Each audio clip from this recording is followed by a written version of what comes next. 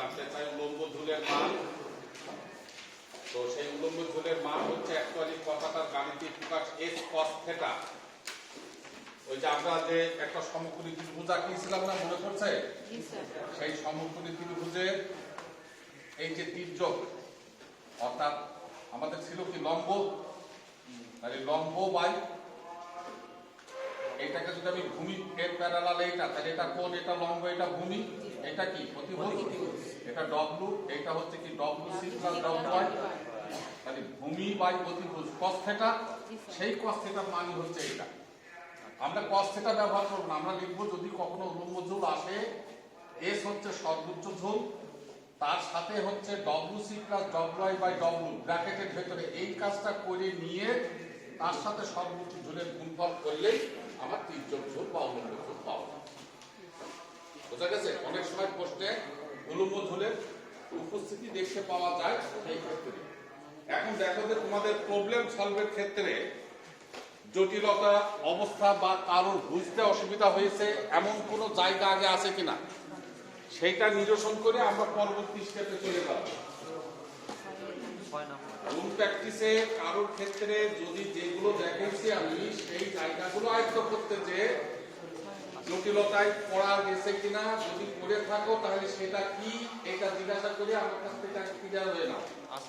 তারপরে হচ্ছে আমরা অন্যদিকে ভাববান হব এই অধ্যায় ভিত্তিক আরো যে আলোচনা আছে সেখানে। 6 নাম্বারটা 2 নম্বর প্রশ্নটা একটু খেয়াল করা দরকার। এই যে এখানে দেয়া আছে একটি ওভারহেড লাইনের দুই তারের মধ্যবর্তী দূরত্ব 300 মিটার। এরপরে দেয়া আছে তারের পরিধিতে 3 বর্গ সেমি। কথা বলে না কেউ, আমি আগেও বলেছি যে প্রশ্ন করে সে কি প্রশ্ন করছে এটা শুনতে হয়, এই কারণেই ওই প্রশ্নটা তো আমারও থাকতে পারে, যার জন্য চুপচাপ শুনতে হয়, কথা বলে না। হ্যাঁ, তারের পরিধিতে দেয়া আছে 3 বর্গ সেন্টিমিটার এবং 1 মিটারে প্রতি বর্গ সেন্টিমিটার প্রত্যেক তারের ওজন 0.7 কেজি। এই লাইনটা আচ্ছা, এখানে ও যে কথাটা বলেছে তাকে এটা অনেকের ক্ষেত্রে প্রযোজ্য হতে পারে। তারের ওজনটা বলা আছে প্রতি মিটার এবং প্রতি বর্গ সেন্টিমিটারে। তাহলে তারের ওজনের মান কি? ডব্লিউসি। ডব্লিউসির মান হচ্ছে 0.7 কেজি, কিন্তু দুইটা প্রতি দেয়া আছে, একটা হচ্ছে কেজি পার মিটার প্রতি মিটারে, আবার হচ্ছে প্রতি বর্গ সেন্টিমিটার। এই ধরন যদি ক্লিয়ার না করা যায় তাহলে কিন্তু আবার সমস্যায় পড়ে যাবে। ওই লাইনটা পড়ে ওর ক্ষেত্রে অসুবিধা হয়েছে, অনেকের ক্ষেত্রেই তো এটা অসুবিধা হওয়ার কথা ছিল। একবারে তো সবকিছু বোঝা যাবে না। আমি তো বলেছিলাম যে ধারণাটা আমরা নিলাম, এই ধারণাতে আমার 80-90% হয়ে যাবে, কিন্তু 100% নয়। সামান্য সামান্য কিছু আলোচনার বিষয় থাকবে। যেমন এই 2 নম্বর অঙ্কের এই লাইনে প্রতি মিটার তারের ওজন এবং প্রতি বর্গ সেন্টিমিটারে তারের ওজন দেওয়া আছে। তাহলে এখানে এই পরিবর্তনটা আমি কিভাবে করব? এইটুকুতে আমার কোনো অসুবিধা নাই, পরেরটুকু তো অসুবিধা আছে। পরেরটুকু কি, কার জন্য? বর্গ সেন্টিমিটার। এটা দ্বারা কি বোঝায়? এরিয়া বোঝায়।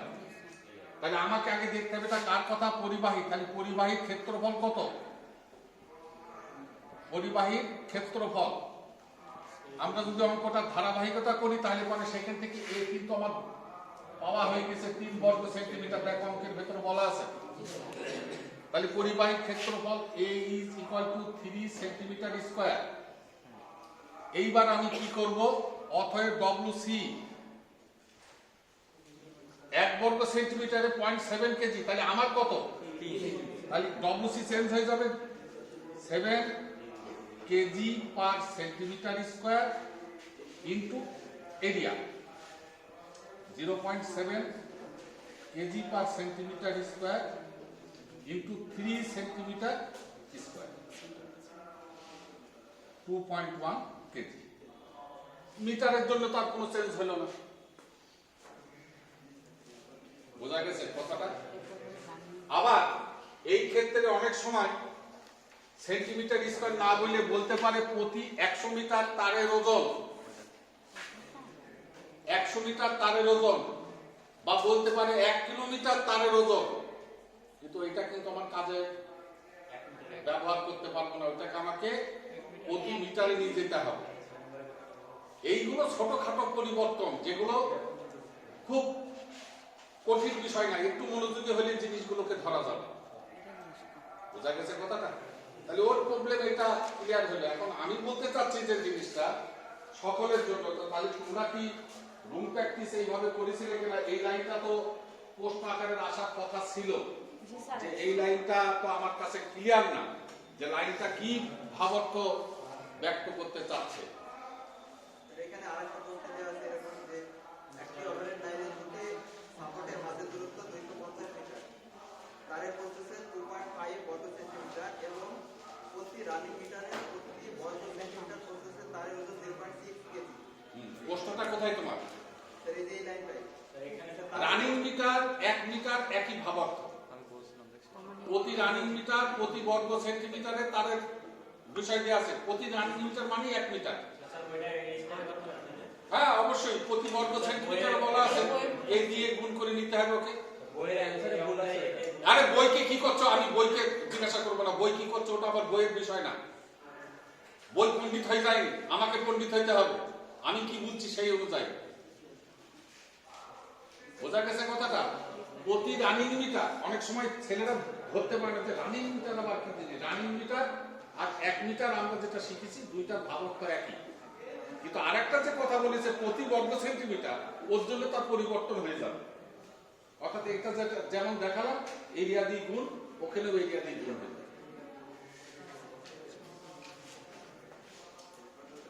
হ্যাঁ,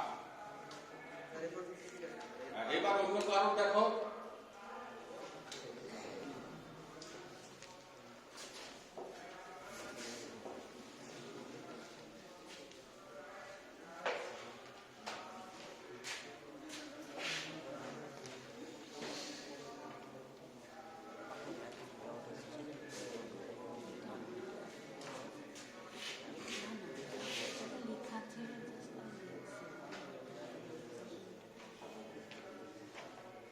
আমরা মিটারটা লিখলাম 0.2 কেজি পার সেন্টিমিটার স্কয়ার।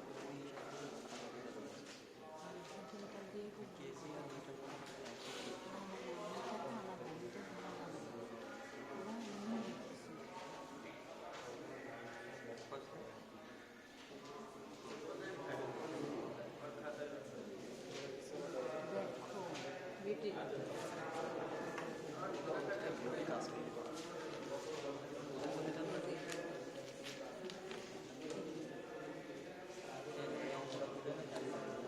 আচ্ছা, 122 পেজের আমি একটা দেখাই।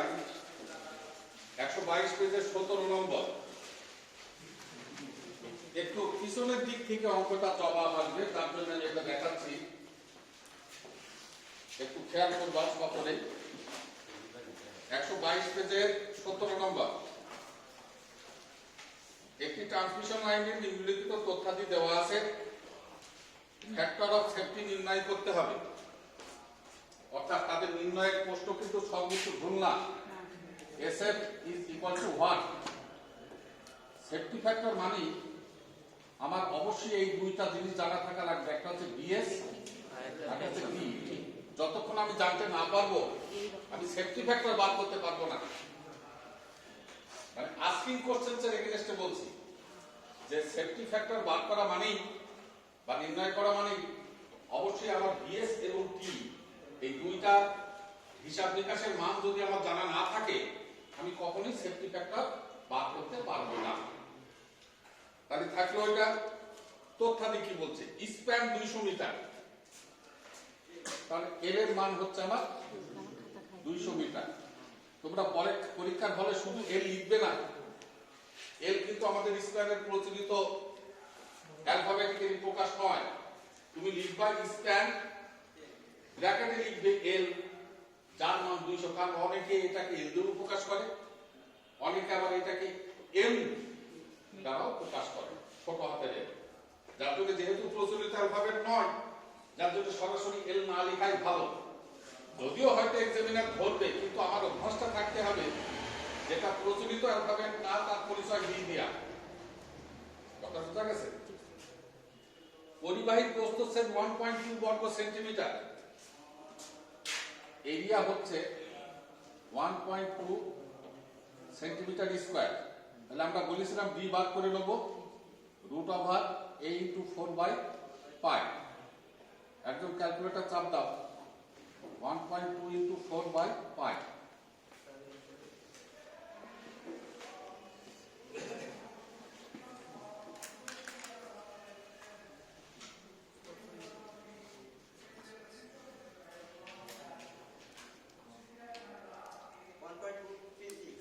হ্যাঁ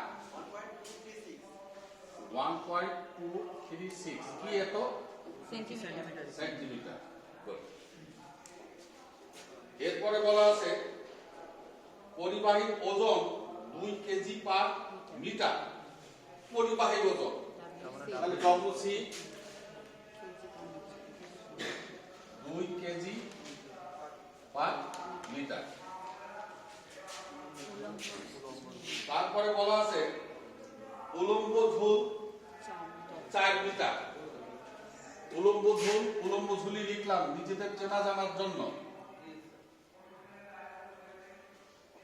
উলম্ব ঝুল 4 মিটার। এটার পরিবর্তনটা আগেই করছি না, যদিও আমরা গতদিনে নিয়মতান্ত্রিকতা বলেছিলাম।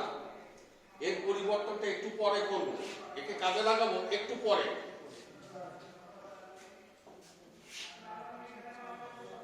বাতাসের চাপ 80.5 কেজি পার বর্গমিটার। বাতাসের চাপ মানে এটা ডব্লিউ 80 পয়েন্ট কত আছে জানো? 5 কেজি পার। হ্যাঁ, তাহলে এবারে চেঞ্জ হয়ে যাবে। তাহলে কি চেঞ্জ হবে? মিটার স্কয়ারের জন্য চেঞ্জ। এখনই মিটার স্কয়ারটা দ্বারা কি বোঝায়? ক্ষেত্রফল। কোন ক্ষেত্রফল? কেন? এই যে বাতাসের চাপ বলা আছে। তাহলে পরিবাহী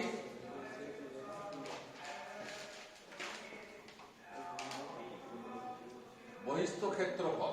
এখন সূত্র আছে দুইটা, একটা হচ্ছে বরফ সহ আর হচ্ছে বরফ বাদে। আবার অঙ্ক করে নিশ্চিত হতে হবে যে এর ভেতরে কি বরফের প্রভাব আছে কিনা। সম্ভবত বরফের প্রভাব নাই। তাহলে আমরা বরফ বাদে যে সূত্র সেটা হচ্ছে কি হবে? D * 1 metre length. D হচ্ছে 1.236 সেন্টিমিটার ইনটু 1 মিটার। এখন সেন্টিমিটারকে মিটার করব না মিটারকে সেন্টিমিটার করব?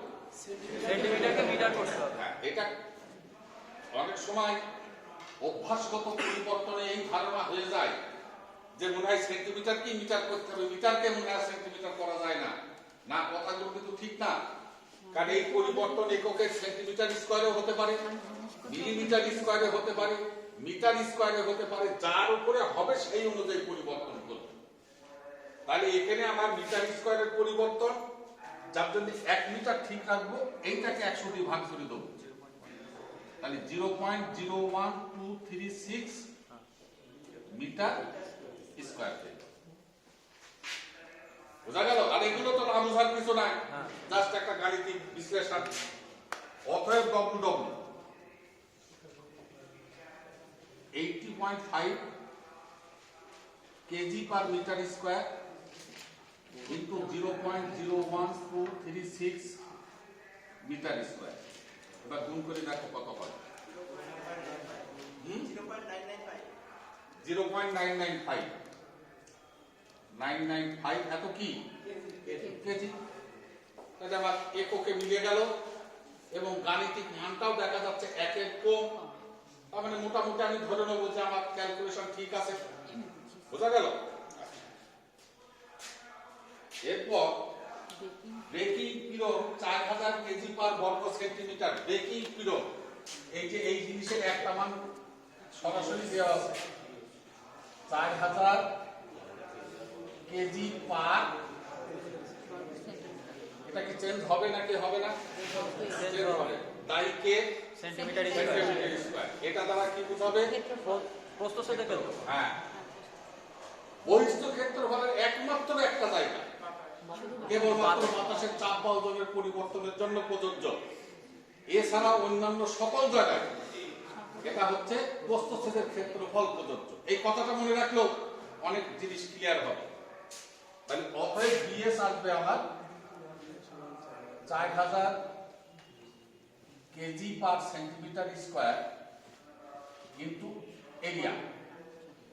তাহলে 4000 KG per centimetre square, area হচ্ছে আমার 1.2 সেন্টিমিটার স্কয়ার। কত হয় দেখো? 4800 কেজি।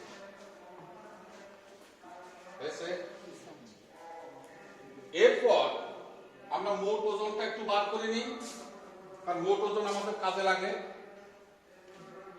WC প্লাস WI এর হোল স্কয়ার। লক্ষণীয় বিষয়, এই অঙ্কটার ভেতরে WI এর কোনো বিষয়বস্তু নেই। তাহলে root over WC square WW square. WC এসেছিল আমাদের 2 স্কয়ার, আর WW পেলাম 0.9958 স্কয়ার। যদি মাথায় নোট করে ফেলো।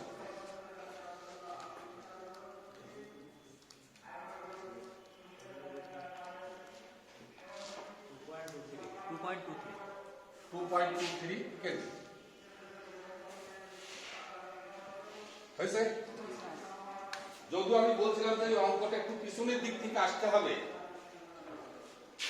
সেই আশাটা কিভাবে প্র্যাকটিসে এই বিষয়গুলো তোমাদের এমনি আয়ত্ত হয়ে যাবে, ঘাবড়ানোর কিছু নাই। তারপরে যেহেতু একটু পিছনের দিক থেকে আসা, তার জন্য আমি দেখাই দিচ্ছি। দেখো, আমরা কিছুক্ষণ আগে বললাম উলম্ব ঝুলকে উজ্জ্ব রেখেছি, ওকে এখনো ব্যবহার করিনি। তাই উলম্ব ঝুল যে মানটা আছে, আমরা উলম্ব ঝুল সমান কি জানি? কিছুক্ষণ আগে লিখেছিলাম S into WC plus WI by W। হলো, এই উলম্ব ঝুলের মান দেয়া আছে, দেখো কত? 4। S আমি জানি না, WC জানা আছে 2, WI তো নেই, আর W পেলাম কিছুক্ষণ আগে 2.23 হয়েছে। তাহলে এখান থেকে নিশ্চয় S is equal to 4 into 2.23 by 2। এটা করা যায়? হ্যাঁ, 4.46 এত মিটার। কি বোঝা গেল? সর্বোচ্চ ঝোল জানা হয়ে গেছে। সর্বোচ্চ ঝোল যদি জানা হয়ে যায়, খেয়াল করো এর ভেতরে কিন্তু টি লুকিয়ে আছে, কারণ এই সর্বোচ্চ ঝোল এত, আর আমি যদি লিখি WL²/80 সমান অত, কথা একই, ঠিক কিনা? তাহলে এখন এখান থেকে আমি T is equal two WL²/8 into 4.46 এটা লিখতে পারি। লেখা যাবে না? এইবার W এর মান কত? মোট ওজন কিন্তু 2.23, স্প্যান 200 স্কয়ার, 8 4.46। এবার দেখো একটা রেজাল্ট আছে।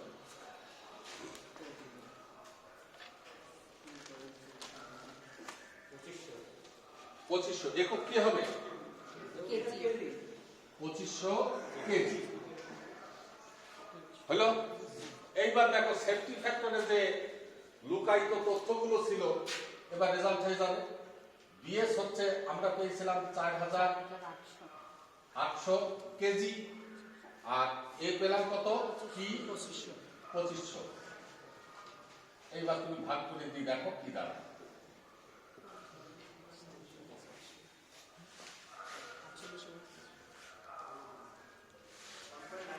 1.92। আসলে ফ্যাক্টর গুলোকে আমরা সাধারণত একটা পূর্ণ মানে রূপান্তর করি। তুমি এটাও রাখতে পারো, বা এটাকে 2 বললে একটু বেশি বলা হয়ে যায়। 1.99 হলে 2 নিশ্চিত বলা যেত, 1.92 তো এই জন্য তুমি এটাই রেখে। বোঝা গেছে কথাটা? এটা ছিল একটু পেছানো অঙ্ক, মানে পিছনের দিক থেকে অঙ্কটা কাটতে হবে, যার জন্য প্র্যাকটিস সেশনে এটাকে একটু মনোযোগের সাথে দু একবার করে নিও, নাহলে কোন ধাপ থেকে কোন ধাপে আসতে হবে তোমার পথ হারিয়ে যেতে পারে। এই জন্য একটু খেয়াল করবে, হয়েছে?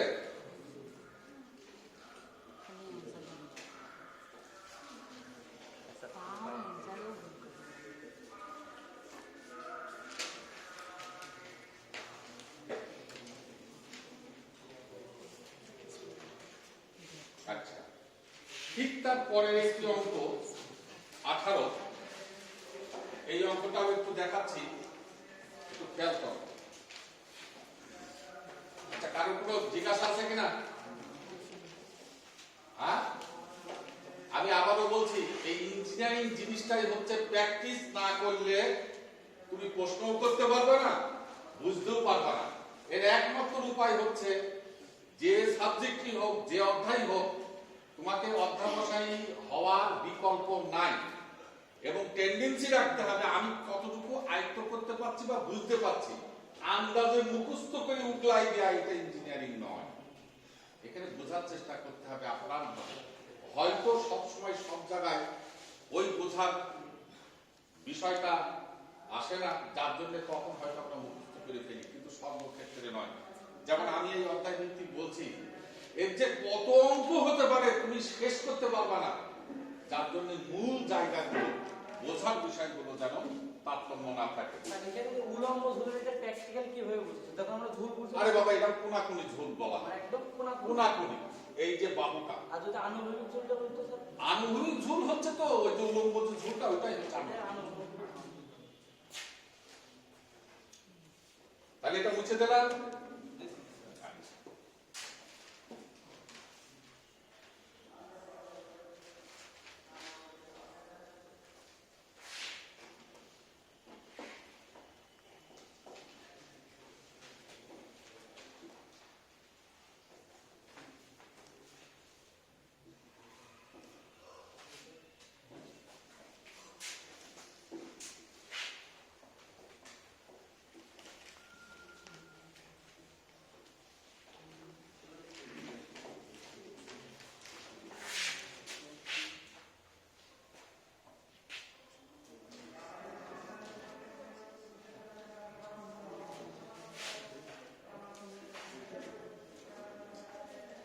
পরের অঙ্কটা একটু আমরা দেখি।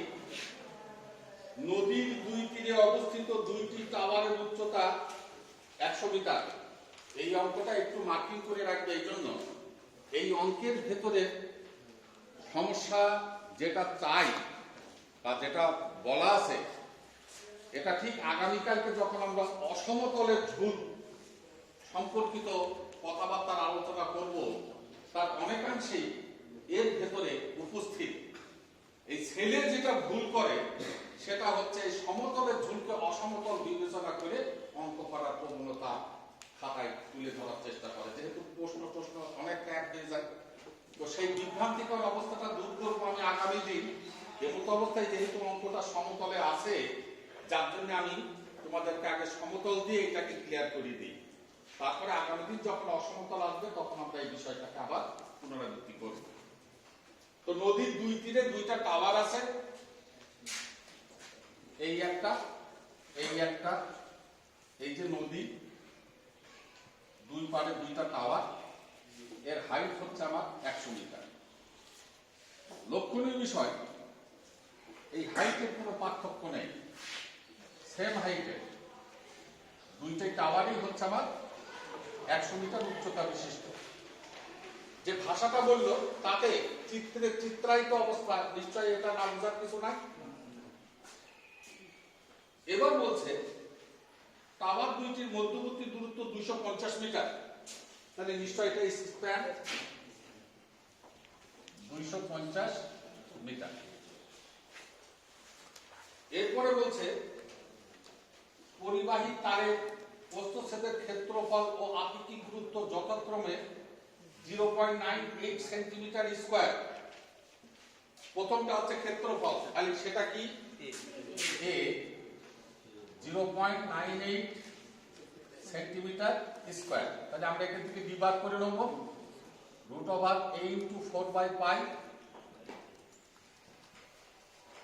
0.98 into 4 by pi। দেখো একজন কত হয়? 1.117 1.117 এত সেন্টিমিটার। আপেক্ষিক গুরুত্ব 8.9। আপেক্ষিক গুরুত্বর মান দেওয়া আছে। তাহলে আমরা এই আপেক্ষিক গুরুত্ব দেওয়া থাকলে বলেছিলাম যে সূত্রটা ব্যবহার করব, WC is equal to 1000 KG per metre cube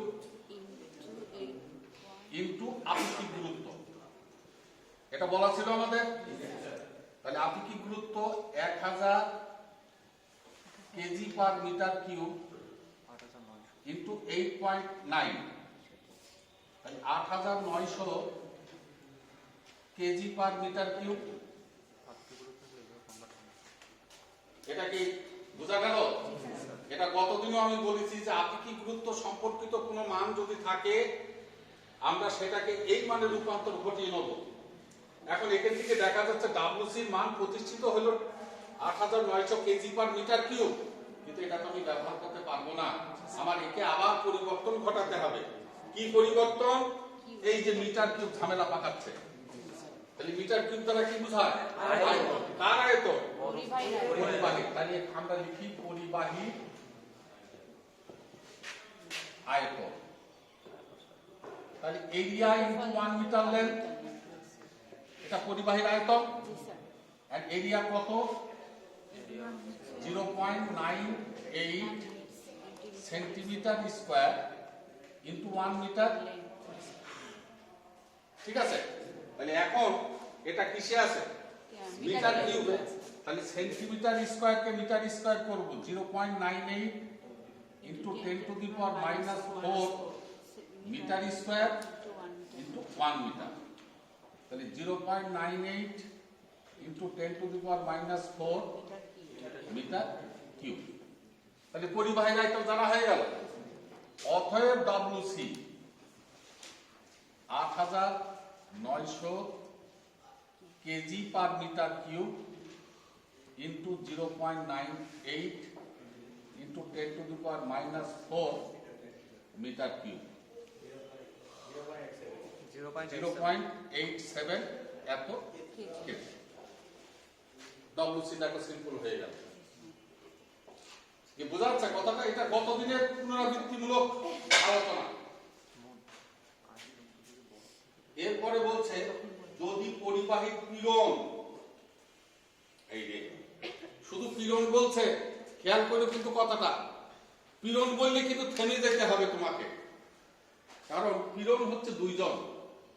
একটা হচ্ছে কার্যকরী পীড়ন আর হচ্ছে ব্রেকিং পীড়ন। তাহলে কোন পীড়ন হবে এটা দ্বন্দ্ব বেঁধে যাচ্ছে না মনের ভেতরে? কথা খেয়াল করো আমি কি বলছি। পীড়ন তো দুইজন। ধরো এতগুলো ছাত্র আছে, তো মনে করো একটা ডাকনাম যে মনে করলাম যে রবিন একজনের ডাকনাম, তো রবিন দুইজন আছে এর ভেতরে। আমি যদি রবিন বলি, দেখো দুইজনাই কিন্তু উকিঝুঁকি মারা শুরু করবে। কিন্তু অনেক সময় ব্যঙ্গাত্মক করে একটা কথা বলে যে লম্বা রবিন আর খাটো রবিন, যে এইবার রবিনের শুধু রবিন বললে কিন্তু দুইজনের একজনে উঠবে না, উঠবে নাকি? সে তাকাবে যে না শুধু রবিন বললে উঠবে না, পরে কিছু বলতে হবে। যেই বলবো লম্বা রবিন তখন ওই লম্বা রবিনটাই পীড়ন। দুইজনাই কিন্তু চাকুমাকু করছে, ব্রেকিংও আছে কার্যকরী আছে। তাহলে কোনটা হবে? এইবার দেখতে হবে ব্যঙ্গাত্মক কি। ব্যঙ্গাত্মক মানে সে সেফটি ফ্যাক্টর যদি দেওয়া থাকে তাহলে এই পীড়নটা হয়ে যাবে ব্রেকিং পীড়ন। আর যদি দেওয়া না থাকে ইহাই কার্যকরী ইহাই ব্রেকিং।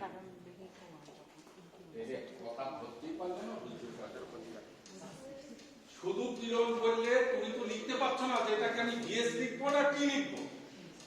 এটা নির্ভর করবে অঙ্কের আরো তথ্যাদির উপরে। যদি অঙ্কের ভেতরে সেফটি ফ্যাক্টরের মান উল্লেখ থাকে তাহলে পীড়নটা হবে ব্রেকিং পীড়ন, সেফটি ফ্যাক্টর থাকলে। আর যদি না থাকে তাহলে এটাই কার্যকরী এটাই ব্রেকিং। তাহলে লাস্টে কথা কি হলো, শুধু ব্রেকিং আর শুধু কিরণ লেখা থাকলে যদি সেখানে সেফটি ফ্যাক্টর থাকে তাহলে ওই কিরণটি হবে ব্রেকিং কিরণ, আর যদি না থাকে ওয়াই ব্রেকিং ওয়াই কার্যকরী। তাহলে এই উদ্দেশ্যে আমরা যদি একটুখানি আরেকটু খেয়াল করি যে বাতাসের চাপ, এটা সেফটি ফ্যাক্টর দেওয়া নেই, তাহলে আবার আমি এটাকে কি লিখবো, এইটাই কি এটাই বিএস, বুঝা গেছে? 1200 সেন্টিমিটার স্কয়ার। কথাটা বুঝতে পেরেছো? তাহলে এখন আগে এটা ধরা গেছে কিনা, লেখা আছে কিন্তু ব্রেকিং পিরিয়ড আমি লিখলাম টি, কিভাবে লিখলাম, আর যদি দেওয়া থাকতো তাহলে আমি একটু কি লিখতে পারতাম না, আমাকে কি লিখতে হতো, ইয়েস। ক্লিয়ার হয়েছে কথাটা? এবার এটা চেঞ্জ হয়ে যাবে 1200 KG per centimetre square into area. তাহলে 1200 KG per centimetre square, area হচ্ছে 0.98 সেন্টিমিটার স্কয়ার। কত আসলো? 1100।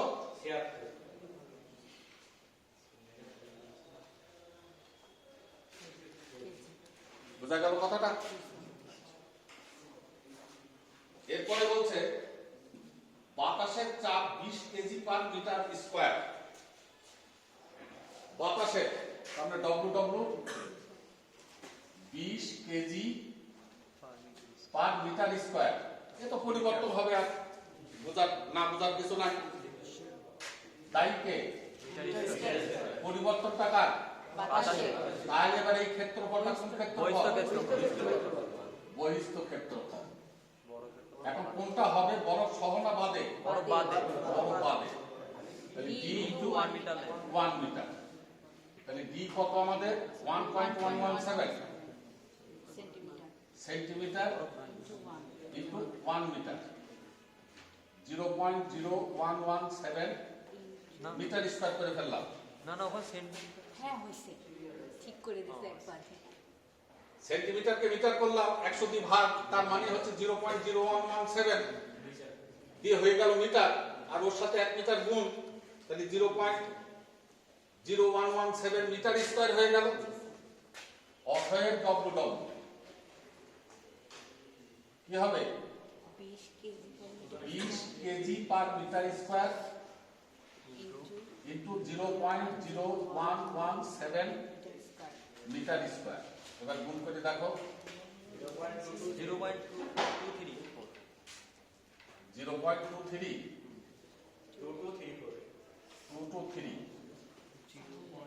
এত কেজি। বুঝা গেছে? এইবার আর কোনো তথ্যাদি নাই, তাহলে এই আনুষঙ্গিক তথ্যাদি থেকে আমরা ডব্লিউ বার করে নিতে পারি।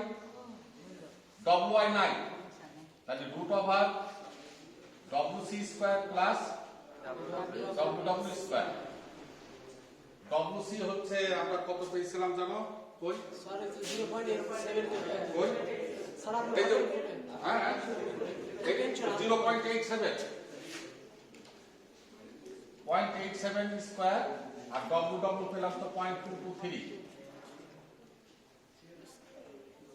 দিয়ে দেখো রেজাল্ট আসবে একটা 0.87 স্কয়ার প্লাস 0.98। একজন বলো 898 এত কেজি। তাহলে মোট ওজন জানা হয়ে গেল। আচ্ছা আসছে, এরপর আমরা ঝোলটা বাদ করে ফেলি। WL²/8T। W হচ্ছে 0.98, স্প্যান প্রথমেই করেছিলাম 250 স্কয়ার। এই টেনশন হচ্ছে 1176। দেখো কত হয়, 0.023 হ্যাঁ 5.96।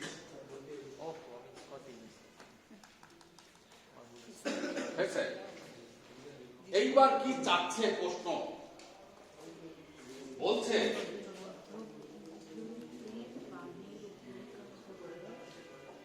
তবে নদীর মধ্যবিন্দুতে পানির উপরিভাগ হইতে পরিবাহীর উচ্চতা কত হবে? স্যার চাইনি কিন্তু তারা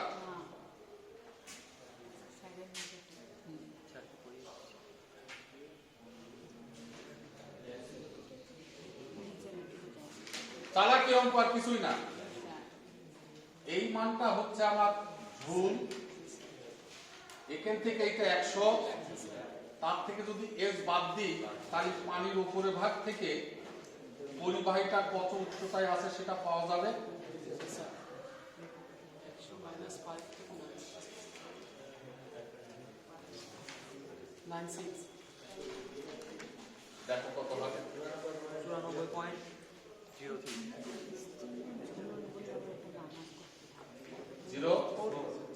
ও এত ঝুল চাইনি কিন্তু প্রশ্ন চেয়েছে ওই নদীর দুই পারে যে দুইটা টাওয়ার আছে, তো নদীর ওই মাঝখান থেকে পরিবাহী কত উচ্চতায় আছে, তাহলে মাঝখান থেকে কত উচ্চতায় আছে মনে করলাম সেটা এইচ, এখান থেকে এইটুকু হচ্ছে আমার 100, তার থেকে যদি এস বাদ দিয়ে দিই তাহলে এই মানটা পাওয়া যাবে। এটাই জানতে চাচ্ছি। বোঝা গেছে কথা? তো যাই হোক, এটা আমাদের অসমতলের ঝুলের অনেক ভাষা এর ভেতরে আছে, সেখান থেকেও আমরা ক্লিয়ার হব। এমন অবস্থায় সমতলে উপস্থিত থাকার কারণে আমি এই বিষয়টাকে তোমাদেরকে দেখাই দিয়ে গেলাম। আজকের যে দুইটা অঙ্ক হলো, গতদিন যে দুইটা হয়েছে, আবারও এটাকে অধ্যাবসায়ীতে বুঝে করার মানসিকতা জাগ্রত করো। এই চারটা যদি তুমি সঠিকভাবে বুঝে নিতে পারো এবং আমরা যা আলোচনা করেছি এগুলো যদি তোমার মোটামুটি মনে থাকে, আশা করি এবার তুমি বিভিন্ন সালের প্রশ্ন দেখো যে কোন প্রশ্নের কোন লাইন তোমার কাছে না বোঝার মতো অবস্থা আছে কিনা। যদি থাকে তাহলে সেটা অবশ্যই আগে জিজ্ঞাসাবাদের মাধ্যমে ক্লিয়ার হয়ে তারপরে আসবে। বোঝা গেছে কথাটা? তো আমার একটু